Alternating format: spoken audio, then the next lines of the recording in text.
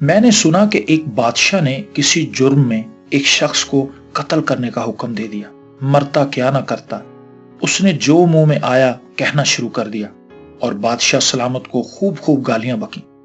کہتے ہیں کہ جب بندہ جان سے ہاتھ دھو بیٹھتا ہے تو جو اس کے دل میں آئے کہتا جاتا ہے۔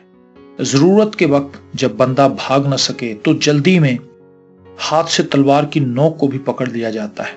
اور ایک عربی شعر یوں بھی کہا گیا ہے، جب انسان مایوس ہو جاتا ہے تو اس کی زبان لمبی ہو جاتی ہے جیسے بلی گھبرا کر شیر پر حملہ ور ہو جاتی۔ چونکہ بادشاہ کی زبان اور تھی، وہ نہ سمجھ سکا کہ یہ شخص کیا کہہ رہا ہے۔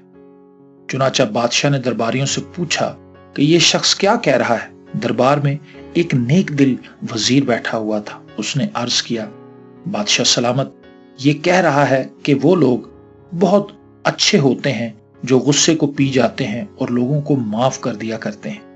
یہ سن کر بادشاہ کا دل نرم ہوا، اسے اس پر ترس آ گیا اور اس کو قتل کرنے کا ارادہ چھوڑ دیا اور اس کو معاف کر دیا۔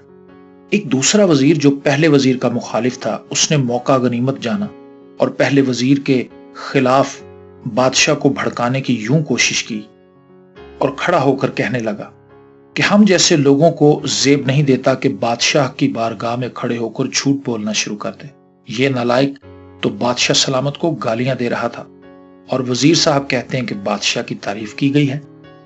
بادشاہ دوسرے وزیر کی بات سن کر ناراض ہوا اور اس دوسرے وزیر کو کہنے لگا کہ بدبخت، اس کا جھوٹ مجھے سچ سے زیادہ پسند آیا، کیونکہ اس نے جھوٹ بول کر ایک جان کو بچانے کی کوشش کی تھی، اس لیے اس کا ارادہ نیک تھا، اور تیرے سچ میں خباثت چھپی ہوئی تھی اور تیری نیت میں فتور۔